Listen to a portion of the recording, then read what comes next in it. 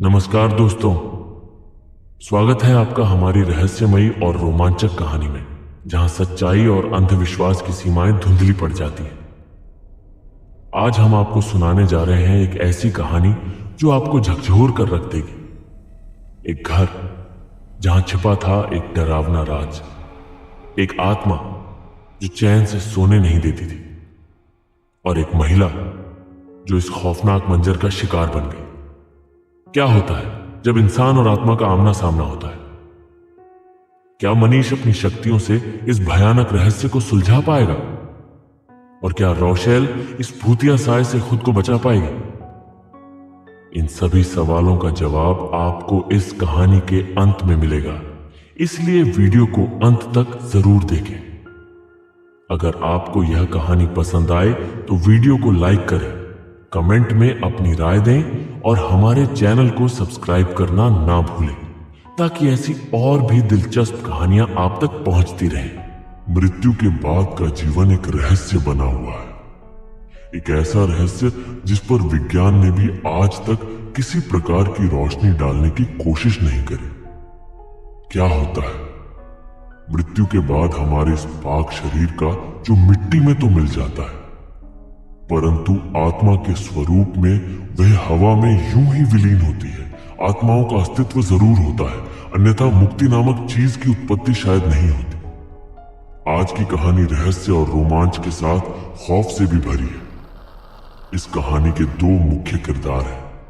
एक मनीष, जिसे बचपन से ही एक अजीब बीमारी थी, जो बाद में जाकर उसका पेशा भी बन गई। मनीष को आश्चर्यजनक रूप से अपने आसपास कुछ ऐसे लोग दिखाई देते जिनकी उपस्थिति अगल बगल खड़े लोग महसूस ही नहीं कर पाते। मनीष सिर्फ और सिर्फ उसे दिखाई देने वाली उन अदृश्य शक्तियों से बातें भी करता था, या शायद उसके लिए कुदरत की दी हुई एक अद्भुत शक्ति थी, और उसकी यही शक्ति उसका पेशा बन गई, जिसके माध्यम से उसने कई लोगों को उनकी समस्याओं से निजात दिलाया। इस कहानी की दूसरी मुख्य किरदार है रोशेल, यूएस की निवासी। परंतु रोहित से विवाह होने के कुछ दिन बाद ही दोनों इंडिया शिफ्ट हो गए, और उसके बाद शुरू हुई कुछ ऐसी घटनाएं जिसकी कल्पना रोहित और रोशेल ने अपने बुरे से बुरे सपने में भी नहीं करी होगी। मिस्टर नरूला भारतीय रेल विभाग में एक बहुत ही ऊंचे ओहदे पर कार्यरत थे, और पैसों की बिल्कुल भी कमी नहीं होने के कारण उन्होंने अपने बच्चों के जीवन में भी किसी प्रकार की कमी कभी भी महसूस नहीं होने दी। अपने बेटे रोहित को उन्होंने कंप्यूटर इंजीनियरिंग में पोस्ट ग्रेजुएशन के लिए अमेरिका भेजा, जिधर पढ़ाई करते करते रोहित की मुलाकात रशेल नाम की एक लड़की से हुई। प्यार अपने परवान पर चढ़ गया था, और अपने माँ बाप की इच्छा के विरुद्ध जाकर रोहित ने रोशेल से शादी कर ली। रोशेल से विवाह करने से उसे यूएस की सिटीजनशिप मिल गई, और शादी करके दोनों एक खुशहाल जीवन व्यतीत कर रहे थे। इस बीच रोहित के संबंध अपने माता पिता के साथ बिगड़ते गए, परंतु जैसे हर जख्म को भरने में समय था है, वैसे ही रिश्तों में आई इस दरार को भरने में भी थोड़ा समय लगा। ऊपर वाले ने रोहित और रोशेल को एक सुंदर सी बेटी से नवाजा, और उनकी जिंदगी में आए खुशी के यह पल ही परिवार वालों से दोबारा जुड़ने का रास्ता बने। रोहित के पिताजी को जैसे ही उनके दादा बनने की खुशखबरी मिली, वो फूले नहीं समाये और सारे शिकवे गिले भुलाकर अपनी पोती को देखने अमेरिका पहुंच गए। उन्होंने रोहित से गुजारिश भी करी कि वह अब भारत में शिफ्ट हो जाए, क्योंकि वहां भी बड़ी से बड़ी आईटी कंपनियां हैं जहां उसे रोशेल को आराम से नौकरी मिल जाएगी। अपने पिता की कही हुई बातों पर अमल करते करते रोहित को 2 साल लग गए, परंतु देर आए दुरुस्त आए। इस बीच उनकी बेटी भी बड़ी हो गई थी, जिसका नाम उन्होंने अनीता रखा था। साल 2003 में रोहित सह परिवार इंडिया शिफ्ट हो गया, जिधर उसके पिताजी ने उनके रहने वास्ते एक अलग सा बंगला खरीद रखा था। रोहित और रोशेल को यह बंगला बहुत पसंद आया, क्योंकि इसकी खूबसूरती को 4 चांद लगा रहे थे। इसका समंदर के पास अवस्थित होना इसी घर से शुरू हुआ। कुछ ऐसी अजीबोगरीब घटनाओं का सिलसिला जिससे रोहित आज भी उभरने की कोशिश कर रहा है, क्योंकि उसने अपनी पत्नी रोशेल को मौत के मुंह में खुद को जानबूझकर धकेल हुए देखा था। रात करीबन 1 बजे रोहित की आंख खुली तो उसने पाया कि उसकी पत्नी रोशेल वहां मौजूद नहीं है। वह उसे खोजता खोजता छत पर जा पहुंचा और यह देखकर उसकी आंखें फटी की फटी रह गई कि रोशेल छत के किनारे पर खड़ी थी। अगर वो एक कदम भी आगे बढ़ाती तो सीधा मौत के मुंह में होती। रोहित धीरे धीरे दबे पांव उसके पीछे पहुंचा और पीछे पहुंचकर एक ही झटके में उसे अपनी ओर खींच लिया। रोशेल अजीब निगाहों से रोहित की ओर देख रही थी, मानो जैसे उसकी आंखों में कई सवाल छिपे हों। उसे कोई मालूमात नहीं थी कि वह रात के इस पहर छत पर अकेली कैसे पहुंची। रोशेल को लग रहा था शायद वह कोई सपना देख रही हो, परंतु जो कुछ भी वहां हो रहा था वह एक सच था, ना कि कोई तिलिस्म रोहित को लगा। शायद रोशेल नींद में चलते चलते यहां तक पहुंच गई होगी, परंतु ऐसा था नहीं, क्योंकि रोशेल को नींद में चलने की बीमारी तो थी ही नहीं।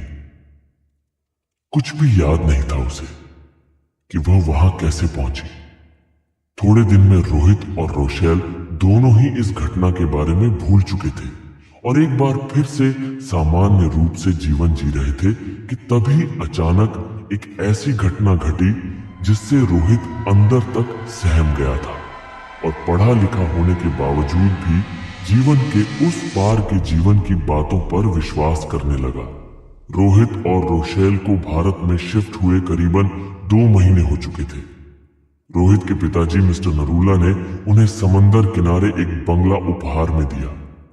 एक दिन रात अचानक रोशेल कमरे से गायब थी और खोजने पर वह घर की छत पर एक किनारे पर मिली। रोशेल को खुद मालूम नहीं था कि वह वहां कैसे पहुंची और ना ही रोशेल को नींद में चलने की आदत थी।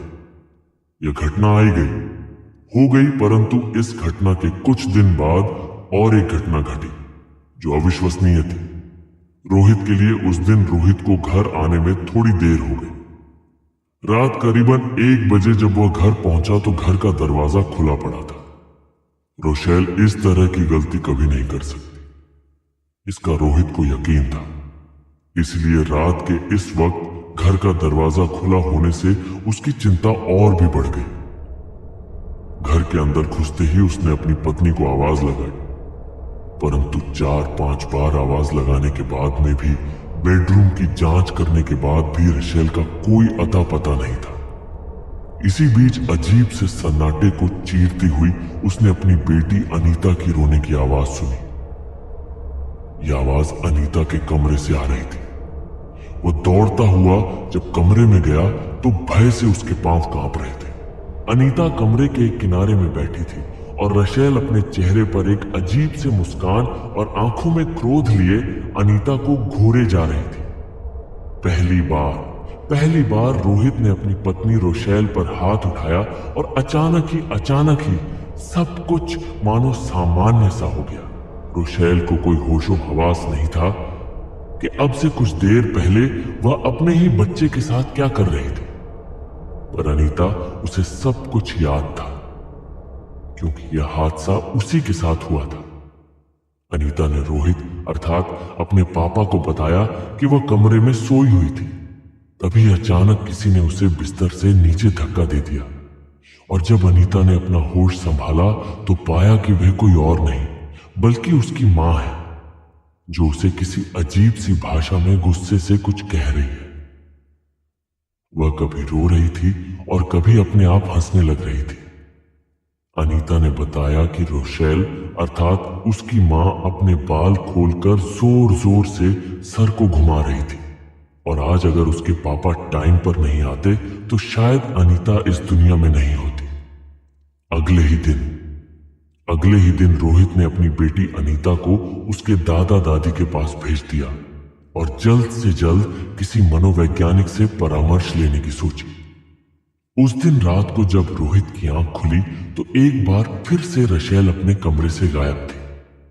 पूरे घर में खोजबीन करने के बाद रशेल फिर से अनीता के ही कमरे में मिली और इस बार वह टकटकी लगाए सीलिंग फैन की ओर देख रही थी। रोहित ने जब उसे जोर से झक छोड़ा तो रशेल ने उसकी तरफ क्रोधित निगाहों से देखते हुए जोर से चिल्लाते हुए उसे उर्दू भाषा में अपशब्द कहने शुरू कर दिए। चिल्लाने के साथ साथ रशेल चीजें उठाकर उसकी तरफ फेंकी जा रही थी। रोहित ने पूरी हिम्मत जुटाते हुए उस पर काबू पाने की कोशिश की। धीरे धीरे वह शांत होती गई और रोहित ने बिना समय गवाए उसे हॉस्पिटल में भर्ती करवाया और सारे टेस्ट्स करवाए। टेस्ट्स के परिणाम सभी ठीक थे। डॉक्टर्स की समझ नहीं आ रहा था कि आखिरकार रोशेल को यहां लाया क्यों गया था, क्योंकि उसकी तबीयत तो बिल्कुल ठीक थी। रोहित से रशेल की यह हालत देखी नहीं जा रही थी। अंततः उसने अपने पिता मिस्टर ला को सारी घटनाएं विस्तार से बताई और तब जाकर इस कहानी के और एक प्रमुख पात्र मनीष का नाम प्रकाश में आया। मनीष को बचपन से ही अपने आसपास मृत लोग दिखाई देते थे, जिन्हें हम अपनी आंखों से नहीं देख पाते। रोहित के घर में प्रवेश करते के साथ ही मनीष के चेहरे के हाव भाव बदल गए थे। उसे स्पष्ट रूप से इस घर में किसी की मौजूदगी का एहसास हो चुका था। रोहित की बेटी अनीता के कमरे से एक सरदार आवाज आई, जहां उसकी बीवी रोशेल आराम कर रही थी। दौड़कर जब वह कमरे में गए तो देखा कि बिस्तर पर पड़ी चादर इस वक्त रोशेल के गले के चारों तरफ लपेटी हुई थी और चादर का दूसरा कोना पंखे से रशेल ने आत्महत्या करने की कोशिश करी थी, परंतु उसकी यह कोशिश रोहित और मनीष के ऐन वक्त कमरे में पहुंचने से विफल हो गई। इस अंतराल में रोशेल उन्हें एक अजीब सी आवाज में कुछ अपशब्द कहे जा रही थी। मनीष ने रोशेल का हाथ अपने हाथ में लिया और मंत्रों का उच्चारण करने लगा। शुरुआत में रोशेल धीरे धीरे शांत होती गई, परंतु उसके कुछ क्षण बाद ही मनीष के शरीर से पसीने छूटने लगे और उसके गले से मंत्रों का उच्चारण एकाएक रुकने लगा। हित ने समझदारी दिखाते हुए तुरंत मनीष का हाथ खींचता हुआ कमरे से बाहर ले गया। करीबन 1 घंटे के बाद जब उसे होश आया, उसने रोहित से कहा कि हमें किसी भी तरह रशेल को उस कमरे से बाहर निकालना होगा। मनीष और रोहित एक बार फिर कमरे के अंदर गए और एक बार फिर शुरू हुआ। सबकी आंखों के सामने मनीष इस बार दिमागी तौर पर तैयार था, क्योंकि उसे जिंदगी और मौत का सिलसिला उसने सीखी हुई सभी शिक्षा का उपयोग कर उस आत्मा पर काबू पाने की पूरी कोशिश करी और इस बार वह सक्षम भी हुआ। दोनों ने मिलकर रोशेल को जबरदस्ती उस घर से बाहर निकाला और आश्चर्यजनक रूप से घर से बाहर निकलते के साथ ही रोशेल की तबीयत में पूर्ण रूप से सुधार हो चुका था। आश्चर्यजनक बात तो वह थी जो मनीष ने बताई। उसने कहा कि इस घर के उस कमरे में इस घर के पुराने मालिक की बीवी ने अपने पति की बेवफाई के कारण उस पंखे से लटक कर आत्महत्या करी थी और अपने पति की बेवफाई के कारण ही शायद वो उस कमरे में किसी भी महिला को नहीं देख सकती। आज रोशेल सही सलामत है, पर वह घर आज भी वीराना पड़ा है। अगर आपको यह कहानी दिलचस्प लगी तो वीडियो को लाइक जरूर करें, कमेंट में अपनी राय दें कि आपको यह कहानी कैसी लगी और चैनल को सब्सक्राइब करना ना भूलें, ताकि हम आपके लिए ऐसी और भी रोमांचक और रहस्यमय कहानियां लाते रहें। मिलते हैं अगली कहानी में, तब तक सावधान रहें, सुरक्षित रहें और हो सके तो अकेले मत रहें, अकेले।